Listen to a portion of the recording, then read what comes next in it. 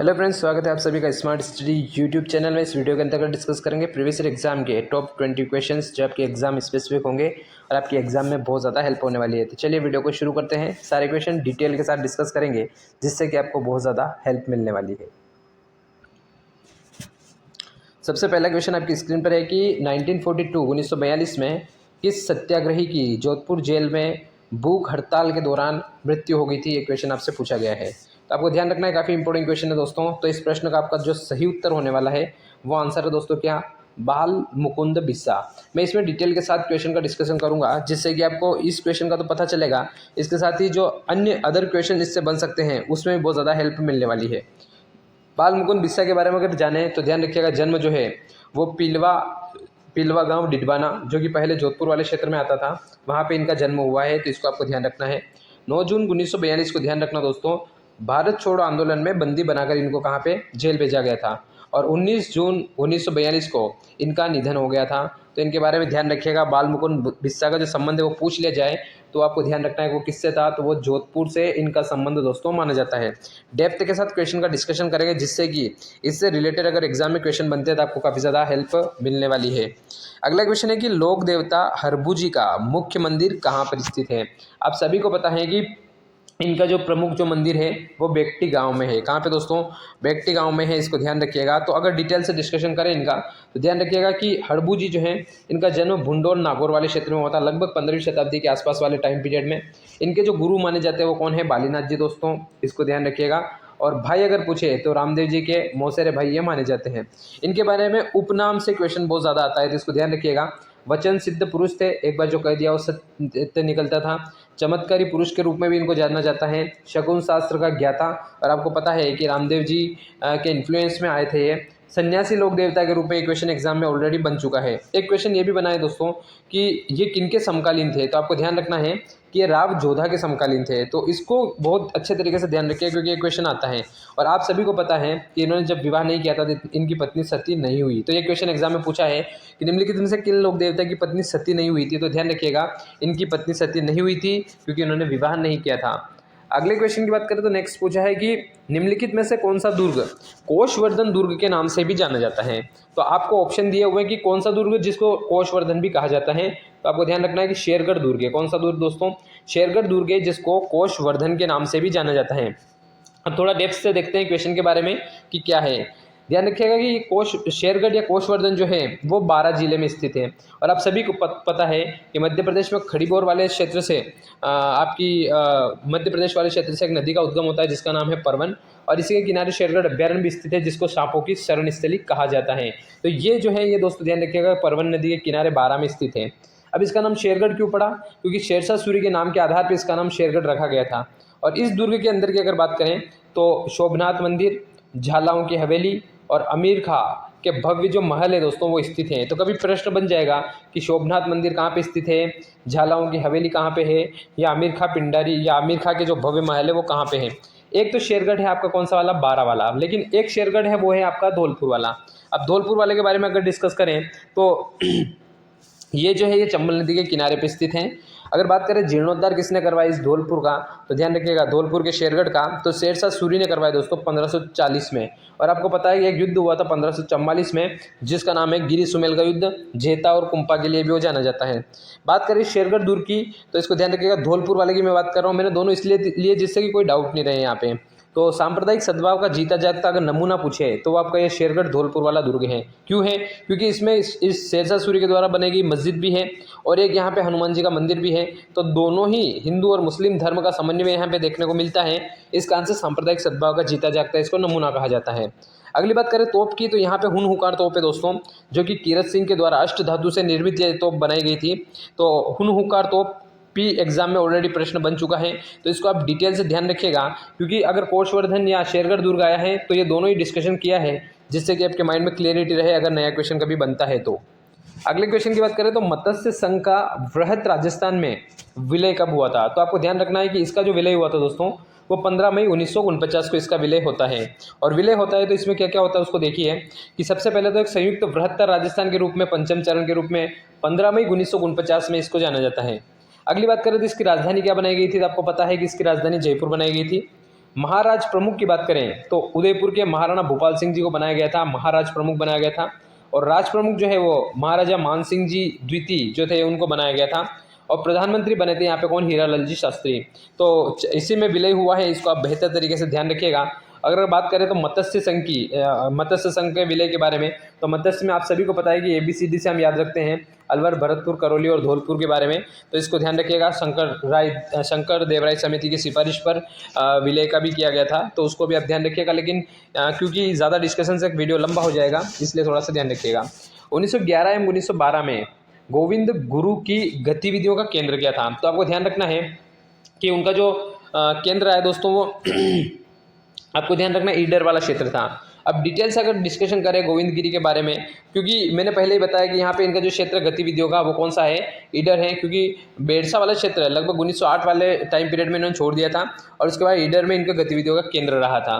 तो बात करें इनके जन्म की, तो आपको पता है कि बांसिया या बेरसा जो क्षेत्र है डूंगरपुर का, वहाँ 20 दिसंबर 1858 में बंजारा परिवार में जन्म हुआ है। एग्जाम में क्वेश्चन बन चुका है कि गोविंद गिरी का संबंध किससे था, तो बंजारा परिवार से इनका संबंध माना जाता है। संप सभा की बात करें तो 1883 में स्थापना इनके द्वारा की जाती है। और एग्जाम में क्वेश्चन ये भी बना है कि संप का अर्थ या संप सभा का अर्थ क्या है। संप का अर्थ पूछा गया था, तो पारस्परिक प्रेम व एकता है। और संप सभा वो संगठन है जिसमें पारस्परिक प्रेम व एकता का संवर्धन करने वाला जो संगठन है वो संप सभा है। तो संप का मतलब पारस्परिक प्रेम और स्नेह व एकता का संबंध माना जाता है।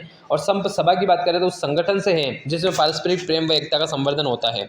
मानगढ़ हत्याकांड का संबंध इन्हीं से माना जाता है, तो इसे राजस्थान के जलियांवाला बाग हत्याकांड या जलियांवाला बाग हत्याकांड से इसका कंपैरिजन किया गया है। इसको भी आप जरूर ध्यान रखिएगा। और गोविंद गिरी को जो सजा दी गई थी वो आरपी बारो ने दी थी। आरपी बारो ने आजीवन कारावास में इनकी सजा को बदल दिया था। और निधन की बात करें तो 30 अक्टूबर 1931 कंबोई में इनका निधन होता है। अब मैं आपको ये बताता हूँ एग्जाम में क्वेश्चन क्या क्या बना हुआ है। एग्जाम में क्वेश्चन, ये बेरसा वाला क्वेश्चन एग्जाम में ऑलरेडी बन चुका है, इसको ध्यान रखिएगा। एक प्रश्न बन चुका है कि किस परिवार में इनका जन्म हुआ था, तो बंजारा परिवार, ये क्वेश्चन एग्जाम में बना हुआ है।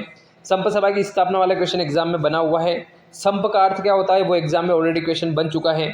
किस हत्याकांड को जलियांवाला बाग हत्याकांड से कंपैरिजन या उससे तुलना करके इसको बोला जाता है, मानगढ़ को बोला जाता है। आरपी बारो के द्वारा सजा दी गई, ये एग्जाम में क्वेश्चन बना है। और कंबोई में इनका निधन हुआ था, ये क्वेश्चन बन चुका है। तो इन वीडियोस का ऑलरेडी मतलब सिंपल अर्थ ये है कि अगर आप इनको ध्यान से सुनते हैं और एक दो बार अगर इन वीडियो को सुन लेते हैं तो आपको पूरा डिटेल से अच्छे तरीके से इनके बारे में जो स्पेसिफिक और इंपॉर्टेंट चीज़ें वो आपको अच्छे तरीके से याद रहेगी, जो आपके एग्जाम में बहुत हेल्प होगी। अगला क्वेश्चन है चांदकरण शारदा और हरविलास शारदा राजस्थान की किस संस्था से संबंधित है। इसका क्वेश्चन जो है वो आप मुझे कमेंट सेक्शन में लिख के जरूर बताइएगा। इसका डिटेल डिस्कशन में थोड़ा सा इसका कर लेता हूँ, किसका, हरविलास शारदा जी का। इस क्वेश्चन का आंसर आपको करना है, नेक्स्ट वीडियो में इसका आंसर आपको मिलेगा। तो इनसे संबंधित एक्ट के बारे में आपको बता रहा हूँ, उसको ध्यान रखिएगा। 1929 ईस्वी में आपको पता है कि बाल विवाह निरोधक अधिनियम प्रस्तावित किया गया था और शारदा एक्ट के रूप में इसको जाना जाता है। अब जो शारदा एक्ट है, क्योंकि हरविलास शारदा लेके आए थे 1929 में, तो इसको शारदा एक्ट कहा जाता है। अब इसमें प्रावधान क्या था, बॉय की उम्र 18 से कम और अगर गर्ल की 15 से कम है और अगर उनका विवाह कर दिया जाता है तो ये एक प्रकार से इलीगल माना जाएगा। तो कम से कम 18 और 15 की उम्र होनी चाहिए। संपूर्ण भारत में अगर देखें या संपूर्ण देश में लागू की बात करें तो 1 अप्रैल 1930 को संपूर्ण भारत में इसको लागू कर दिया गया था। बाद में 1978 में भारत की आज़ादी के बाद वाले टाइम पीरियड में इसमें संशोधन किया गया और लड़के की उम्र 21 और लड़की की उम्र 18 की गई। तो 3-3 साल का इनमें मतलब कि उम्र को बढ़ाया गया है।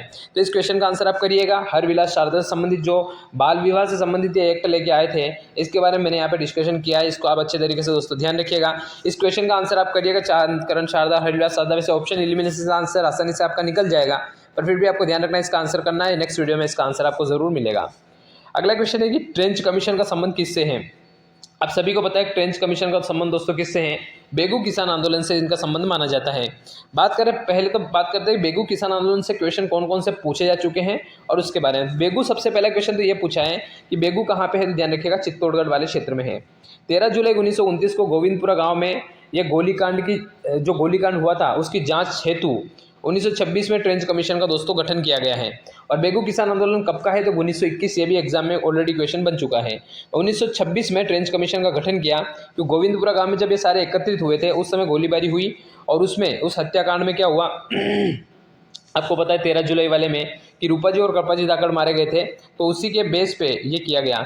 अब इसमें ऐसा माना जाता है कि राजस्थान सेवा संघ और यहाँ के जो ठाकुर थे अनूप सिंह जी, उनके मध्य समझौता हो गया था और इसको बोल्शेविक क्रांति की या बोल्शेविक फैसले की संज्ञा दी गई। तो यहाँ से क्वेश्चन क्या क्या बना है कि रूपाजी करपाजी धाकड़ का संबंध किस किसान आंदोलन से, एक तो ये प्रश्न बना हुआ है। एक प्रश्न यहाँ पे बना हुआ है कि बोल्शेविक फैसला जो है वो किससे संबंधित है। ट्रेंच कमीशन का संबंध किस किसान आंदोलन से आता है और कब इसको ये किया गया, तो 1921 में किया गया। और उस समय ठाकुर कौन थे, तो अनूप सिंह जी थे। ये क्वेश्चन एग्जाम में ऑलरेडी बन चुका है, अच्छे तरीके से इसको पढ़ के जाइएगा, आपका जो भी एग्जाम होता है आपको बहुत ज़्यादा इसमें हेल्प मिलने वाली है। नेक्स्ट क्वेश्चन की बात करें तो 1857 के स्वतंत्रता संग्राम के समय मेवाड़ का पॉलिटिकल एजेंट कौन था। आप सभी को पता है कि मेवाड़ के पॉलिटिकल एजेंट जो थे वो मेजर सावर्स थे और कोटा वाले का आपको अच्छे तरीके से पता है। तो ये क्वेश्चन बार बार रिपीट हो रहा है, इसको आप जरूर ध्यान रखिएगा। अगला क्वेश्चन है कि किस इतिहासकार ने हल्दीघाटी के युद्ध को गोगुंदा के युद्ध की संज्ञा दी है। आपको अच्छे से ध्यान रखना है कि अब्दुल कादिर बदायूनी जो थे उन्होंने हल्दीघाटी के युद्ध को गोगुंदा की संज्ञा दी है दोस्तों, इसको आप अच्छे तरीके से ध्यान रखिएगा। डिटेल से अगर डिस्कशन करें तो कर्नल टोड ने हल्दीघाटी के युद्ध को मेवाड़ की थर्मोपल्ली कहा है। कर्नल जेम्स टोड ने हल्दीघाटी के युद्ध को मेवाड़ की थर्मोपल्ली कहा है। ये क्वेश्चन ध्यान रखिएगा। इस स्लाइड पे लगभग मैंने 4 फैक्ट लिख रखे, 4 से 5 फैक्ट, और लगभग इन 5 फैक्टों में से 4 फैक्ट एग्जाम में ऑलरेडी बन चुके हैं। तो कर्नल टोड ने हल्दीघाटी के युद्ध को मेवाड़ की क्या कहा है, थर्मोपल्ली कहा है दोस्तों, ध्यान रखिएगा। कर्नल जेम्स टोड ने ही दीवेर के युद्ध को मेवाड़ का मैराथन और प्रताप के गौरव का प्रतीक कहा है। तो कभी आ जाए कि प्रताप के गौरव का प्रतीक किसे कहा गया है, तो कर्नल जेम्स टोड के अनुसार वो युद्ध कौन सा है, वो दीवेर का युद्ध है। अबुल फजल की अगर बात करें तो अबुल फजल ने हल्दीघाटी के युद्ध को खमनोर का युद्ध कहा है। जैसे बदायूनी ने गोगुंदा के युद्ध को ये कहा है, उसी प्रकार से अबुल फजल ने हल्दीघाटी के युद्ध को खमनोर का युद्ध कहा है दोस्तों। और बदायूनी ने, जैसे कि अभी हमने पढ़ा है, तो ये हल्दीघाटी युद्ध के बारे में फैक्ट है। अगर आपसे पूछ ले कि हल्दीघाटी के युद्ध को खमनोर का युद्ध किसने कहा है, अबुल फजल ने। हल्दीघाटी के युद्ध को गोगुंदा का युद्ध किसने कहा है, बदायूनी ने कहा है। कर्नल जेम्स टोड ने दीवेर के युद्ध को क्या कहा है, तो मेवाड़ का मैराथन और प्रताप के गौरव का प्रतीक कहा है। और कर्नल टोड ने हल्दीघाटी के युद्ध को मेवाड़ की थर्मोपल्ली कहा है। 4 से 5 फैक्ट इस स्लाइड पे हैं, बहुत अच्छे तरीके से इनको ध्यान रखिएगा, नहीं हो तो स्क्रीनशॉट ले लीजिएगा, एग्जाम में बहुत ज़्यादा इससे हेल्प मिलने वाली है। अगला क्वेश्चन है कि सुल्तान अलाउद्दीन खिलजी का सेनापति जो रणथंभौर के किले की घेराबंदी के समय मारा गया था, वो ध्यान रखना है, वो नुसरत खां था दोस्तों। कौन था, नुसरत खां। काफ़ी इंपॉर्टेंट है। आने वाले और भी जो क्वेश्चन है नेक्स्ट जो वीडियोज़ में आएंगे उनमें हम डिटेल के साथ इनका डिस्कशन करेंगे, ये बहुत इंपॉर्टेंट फैक्ट है। अगला है कि ललित विग्रहराज नाटक का लेखक सोमदेव किस चौहान शासक का राजकवि था। तो आपको पता है कि विग्रहराज चतुर्थ था दोस्तों। कौन था, विग्रहराज चतुर्थ का जो ललित विग्रहराज नाटक है उसके लेखक जो हैं वो सोमदेव हैं। विग्रहराज चतुर्थ के बारे में डिटेल से थोड़ा डिस्कशन करें तो इनको कवि बांधव की उपाधि दी गई थी, और इसलिए दी गई थी क्योंकि ये विद्वानों के आश्रयदाता थे। विग्रहराज चतुर्थ ने जो नाटक लिखा था उस नाटक का नाम है हरिकेली नाटक। तो हरिकेली नाटक विग्रहराज चतुर्थ का नाटक है दोस्तों, इसको भी ध्यान रखिएगा। विग्रहराज चतुर्थ ने अजमेर में एक संस्कृत पाठशाला बनाई थी, और ये जो पाठशाला बनाई थी ये आपको पता हो तो मोहम्मद गौरी के सेनापति कुतुबुद्दीन ऐबक ने इसको 2.5 दिन के झोपड़े में परिवर्तित कर दिया था। तो ये फैक्ट बहुत बार एग्जाम में ऑलरेडी बन चुका है कि यहाँ पे पहले क्या थी, एक संस्कृत पाठशाला थी और मोहम्मद गौरी के जो सेनापति थे कुतुबुद्दीन ऐबक, उन्होंने इसको 2.5 दिन झोपड़े में परिवर्तित किया था, इसको ध्यान रखिएगा। और चौहान जो शासन था, उस चौहान शासन या जो राजपाट था उसका स्वर्ण युग जो कहा जाता है वो विग्रहराज चतुर्थ के टाइम पीरियड को कहा जाता है। बहुत इंपॉर्टेंट है, ध्यान रखिएगा ये फैक्ट भी। अगला है कि खेरी व लोही नस्लें किसकी हैं। आप सभी को बताइए जो खेरी नस्ल है वो तो है आपकी किसकी, भेड़ की, और लोही जो है वो किसकी, आपकी बकरी की। बकरी का जो मांस होता है दोस्तों उसको ध्यान रखिएगा, उसको क्या कहा जाता है, चेवण कहा जाता है। तो ये काफ़ी ज़्यादा इंपॉर्टेंट है, इसको आपको ध्यान रखना है। तो खेरी जो है वो तो आपकी भेड़ की है और लोही जो है वो आपकी बकरी की है। ऑप्शन नंबर 4 इस प्रश्न का अपना सही उत्तर होने वाला है। अगले क्वेश्चन की बात करें तो उन जिलों के समूह का चयन कीजिए जहां 2011 की जनगणना के अनुसार कुल जनसंख्या में अनुसूचित जनजाति की जो प्रतिशत था वो 60% था। तो उसमें कौन कौन से आते हैं, तो उसमें ध्यान रखिएगा बांसवाड़ा, डूंगरपुर और प्रतापगढ़। एक और आपको ये ध्यान रखना है कि अभी वर्तमान समय में ये तीनों जो हैं वो बांसवाड़ा संभाग में आते हैं। बांसवाड़ा, डूंगरपुर और प्रतापगढ़, ये तीनों के तीनों प्योर रूप से टीएसपी, कंप्लीट टीएसपी जिलों के अंतर्गत आते हैं। तो इसको आपको ध्यान रखना है। और हमें ये पता है कि राजस्थान में जो पेशा एक्ट लागू है वो 8 जिलों में लागू है। पेशा एक्ट जो है वो आप सभी को पता है कि दिलीप सिंह भूरिया समिति की सिफारिश पर जो 1996 में लागू किया गया था, राजस्थान के 8 जिलों में लागू है। उसमें प्योर रूप से 3 जो जिले हैं वो टीएसपी में आते हैं, जिसमें डूंगरपुर, बांसवाड़ा और दोस्तों आपका प्रतापगढ़ आता है। अगले क्वेश्चन की बात करें तो गलत युग में आपको चुनना है कि कौन सा गलत दिया हुआ है। हम सभी को पता है सालिम सिंह जी की जो हवेली वो जैसलमेर में है, ये आपको अच्छे तरीके से ध्यान रखना है, काफ़ी इंपॉर्टेंट फैक्ट हैं। अगला है जसवंत थड़ा, जो आपको पता है कि जोधपुर में स्थित है। त्रिपुरा सुंदरी जिसे तुरताई या तीन पुरों वाली कहा जाता है, वो आपकी बांसवाड़ा में है, लेकिन अर्थुना डूंगरपुर में नहीं है। अर्थुना के जो मंदिरों का जो समूह या अर्थुना मंदिर जो है वो आपके बांसवाड़ा में है दोस्तों, जिसे 100 द्वीपों का शहर कहा जाता है। तो इस प्रश्न का अपना सही उत्तर ऑप्शन नंबर 3 होगा, जो कि गलत युग में यहाँ पे दिया हुआ है। अर्थुना मंदिर की बात करें तो ये वागड़ के परमार राजाओं के द्वारा निर्मित है, और परमारों की जो राजधानी थी वो अर्थुना जो थी परमारों की राजधानी थी। कभी प्रश्न ये बन सकता है अर्थुना मंदिरों के जो निर्माता माने जाते हैं वो कौन है, तो वागड़ के जो परमार शासक है वो माने जाते हैं। बांसवाड़ा को आपको पता है 100 द्वीपों का शहर कहा जाता है, काफ़ी इंपॉर्टेंट है, क्योंकि माही नदी जब प्रवाहित होती है तो अपना पानी यहाँ पे प्रवाहित करती है, जिसके कारण से जो भूमि क्षेत्र जो बचा हुआ उसके चारों तरफ पानी भर जाता है, उससे एक द्वीप का निर्माण होता है। तो बांसवाड़ा को 100 द्वीपों का शहर कहा जाता है। यहाँ पे अगर मंदिर की बात करें तो एक मंदिर है जिसका नाम है बिलेश्वर महादेव का मंदिर। नंदिनी माता तीर्थ कभी पूछ ले तो वो आपका बांसवाड़ा में है। मंडलेश्वर शिवालय की बात करें तो वो आपका बांसवाड़ा में है। लक्ष्मी नारायण मंदिर बांसवाड़ा में है। और त्रिपुरा सुंदरी तो वसुंधरा राजे जी की आराध्य देवी मानी जाती हैं, तो इनको भी आप जरूर ध्यान रखिएगा, काफ़ी ज़्यादा इंपॉर्टेंट है। अब 2 फैक्ट काफ़ी इंपॉर्टेंट है। एक तो है आपका घोटिया अंबा का मेला, जो कि आप सभी को पता है कि चैत्र अमावस्या को लगता है, और एक मेला है जिसका नाम है मानगढ़ धाम मेला, जो कि मार्गशीर्ष पूर्णिमा को लगता है दोस्तों। तो काफ़ी इंपॉर्टेंट है, काफ़ी बार एग्जाम में इससे क्वेश्चन बन चुके हैं। कम से कम ये 2 फैक्ट, और ये परमार राजाओं से संबंधित है अर्थुना, इसको ज़रूर ध्यान रखिएगा। त्रिपुरा सुंदरी वैसे ही बहुत इंपॉर्टेंट क्वेश्चन है, इसको भी आपको ध्यान रखना है। अगला क्वेश्चन है कि घेटोर की छत्रियाँ कहाँ पर स्थित हैं। तो हम सभी को पता है कि जयपुर के राजाओं का शाही शमशान स्थल जो है वो घेटोर की छत्रियाँ हैं। तो इस प्रश्न का सही उत्तर तो आपका जयपुर होने वाला है, लेकिन देख लेते हैं कि डिटेल के साथ। घेटोर की जो छत्रियाँ हैं वो आपको पता है कि जयपुर के कछवा राजवंश का शाही शमशान स्थल जो ये है, नाहरगढ़ वाला जो क्षेत्र है उसमें, जयपुर वाले क्षेत्र में वहाँ पे स्थित है, और नाहरगढ़ दुर्ग भी है दोस्तों, ये आपको पता है। अगली बात करें तो सबसे सुंदर छत्र जो है वो जयपुर के संस्थापक महाराजा सवाई जय सिंह जी की है। और सबसे इंपॉर्टेंट की सवाई ईश्वरी सिंह की छत्री जयपुर के सिटी पैलेस परिसर में जय निवास उद्यान में स्थित है। तो इस प्रकार से आप अच्छे तरीके से इनको देख सकते हैं, जो कि यहाँ पिक्चर दी हुई है घेटोर की छत्रियों के बारे में। अब ये वीडियो हमने डिस्कस किया, इसके बैक में हम हर वीडियो के अंतर्गत बैक साइड में लगभग ऐसे फैक्ट लेके आएंगे जो आपके एग्जाम स्पेसिफिक और आपके एग्जाम में आपकी बहुत हेल्प करने वाले हैं। जैसे एग्जाम्पल के लिए राजस्थान संगीत नाटक अकादमी जो है वो आप सभी को पता है बहुत बार एग्जाम में क्वेश्चन बन चुका है, वो जोधपुर में है। और अगर बात करें कब स्थापित की गई तो 1957 में इसकी स्थापना की गई है। तो संगीत नाटक अकादमी आपकी जोधपुर में है। ललित कला अकादमी पूछे तो आपकी जयपुर में दोस्तों। राजस्थान संगीत संस्थान, जयपुर कथक केंद्र, रविंद्र रंगमंच और ललित कला अकादमी, ये चारों के चारों जो हैं वो आपके जयपुर में हैं। तो डायरेक्ट याद कर सकते हैं कि राजस्थान संगीत संस्थान जो कि 1950 में स्थापित है, जयपुर कथक केंद्र जो कि 1978 में स्थित है, स्थापित हुआ, रविंद्र रंगमंच सोसाइटी 15 अगस्त 1963, और ललित कला अकादमी जो कि 24 नवंबर 1957। तो ये ध्यान रखना है कि चारों फैक्ट जो है ये जो चारों हैं ये जयपुर में स्थित हैं। इनकी तारीख को थोड़ा सा ध्यान रखिएगा, आपको एग्जैक्ट डेट याद नहीं रहे तो कम से कम बैक साइड की डेट जरूर ध्यान रखिएगा, जो कि आपके एग्जाम में आपकी बहुत ज़्यादा हेल्प करने वाली है। तो ये तो चारों के चारों कहाँ पे अपने जयपुर में है। उदयपुर की बात करें तो आप सभी को पता है कि भारतीय लोक कला मंडल जो कि देवीलाल जी सांबर आपने पढ़ा भी होगा, तो 1952 में, जो कि कठपुतलियों का क्षेत्र भी है यहाँ पे। और पश्चिमी क्षेत्र सांस्कृतिक केंद्र ये उदयपुर में है, पगड़ियों के संग्रहालय के रूप में इसको जाना जाता है। तो ये 2 फैक्ट ये भी इंपॉर्टेंट है, दोनों उदयपुर। जो उदयपुर वाले थे वो दोनों मैंने साथ में क्लब किए हैं। जयपुर वाला जोधपुर वाला अलग रखा है, और जयपुर के 4 फैक्ट एक साथ क्लब किए हैं, जो कि काफ़ी इंपॉर्टेंट है, स्क्रीनशॉट ले लीजिएगा। Rajasthan school art and craft जो कि जयपुर में है, आपको अच्छे तरीके से पता है। और रूपायन संस्थान प्रश्न पूछा है, ये आपका बोरुंदा जोधपुर में स्थित है। तो इस प्रकार से इस वीडियो के अंतर्गत महत्वपूर्ण क्वेश्चंस डिस्कस किए, जिसमें केवल 20 क्वेश्चन नहीं कम से कम 100 क्वेश्चन होंगे, जो कि डिटेल के साथ बहुत सारे फैक्ट यहाँ पे आने वाले हैं। Thank you, thanks for watching. जय हिंद, जय भारत।